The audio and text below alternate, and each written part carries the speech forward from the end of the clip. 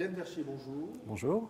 On est à EduSpot, bien entendu, et vous êtes de l'Université technologique de Troyes, qui n'est pas très loin de Reims, ce que je viens d'apprendre. Et on va parler de la transition entre le lycée et l'université.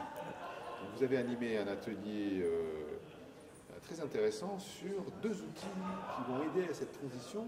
Un côté élève, on va commencer par celui-là, et un autre côté enseignant.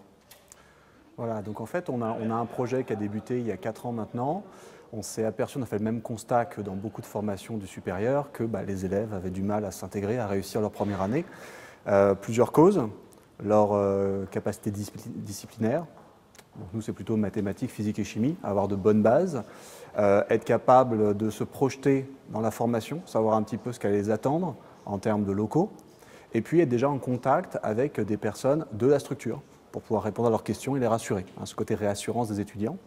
Donc nous, ce qu'on a mis au point, c'est qu'on s'est dit qu'il ne fallait pas attendre le jour de la rentrée pour leur proposer tout ça, qu'on allait déjà mettre ça à disposition pendant les grandes vacances.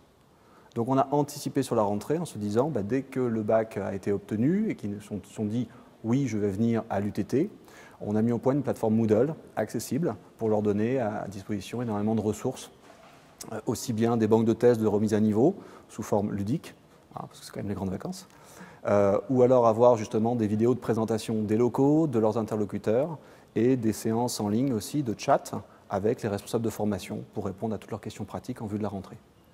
Vous vous adressez aux étudiants inscrits en première année. Exactement. De l'université. C'est ça. Donc c'est ce qui est exigé, vous parlez de chat, donc il y a combien d'enseignants qui vont répondre au chat et tout le monde, donc personne ne part en vacances du coup.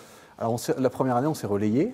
On avait des enseignants, on avait des personnes du personnel, des personnes qui faisaient aussi les portes ouvertes, donc qui étaient là aussi pour répondre à tous les détails pratiques.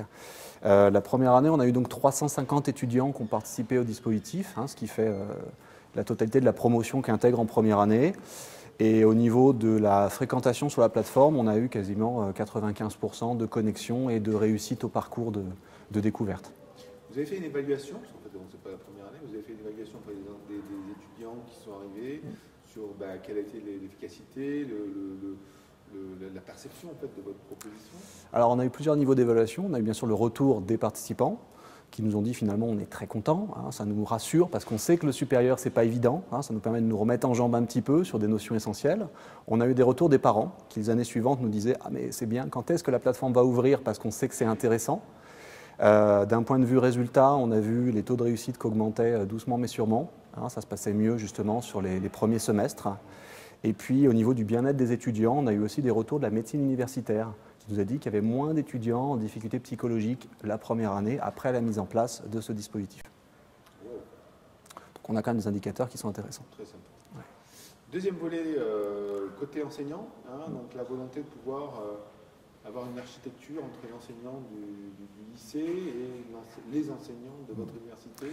Voilà, donc une continuité en fait. C'est ça, on a dit qu'on allait continuer à travailler sur cette transition secondaire supérieure en investissant les équipes de part et d'autre du bac. Parce que c'est vrai qu'on a quand même un certain nombre de dispositifs pédagogiques qui sont mis en place dans le secondaire, dans le supérieur, des pratiques différentes. Finalement, l'élève, c'est toujours le même à quelques mois près, et pourtant, il ne s'y retrouve pas du tout, et c'est un petit peu la bête étrange. Donc on s'est dit qu'on allait réunir tout le monde, donc on a déposé un projet ministère l'an dernier, un projet AMI, appel à manifestation d'intérêt, qui a été retenu, pour qu'on puisse, durant 2 ans, monter un espace de co-construction des pratiques pédagogiques. Donc concrètement, on a associé les 5 lycées troyens, les 5 principaux lycées troyens, ce qui fait une vingtaine d'enseignants du secondaire. On a le rectorat, l'ESP, les inspecteurs d'académie qui supervisent le projet. De notre côté, on a une dizaine d'enseignants qui sont les responsables des UE, des modules de première année. Et donc l'objectif, c'est de faire un démonstrateur, proposer aux enseignants déjà de se réunir pour comparer les programmes d'un point de vue disciplinaire, faire le bilan de ce qui manque comme compétences chez les élèves. Ce n'est pas que du disciplinaire, ça peut être de l'autonomie, ça peut être un savoir en termes de prise de notes, le côté résilience aussi. Je suis confronté à une difficulté, comment je fais pour surmonter ça? Donc il va y avoir ce travail-là. Il y a aussi un travail d'observation. Donc on va proposer aux enseignants du supérieur d'aller faire des observations dans le secondaire et inversement.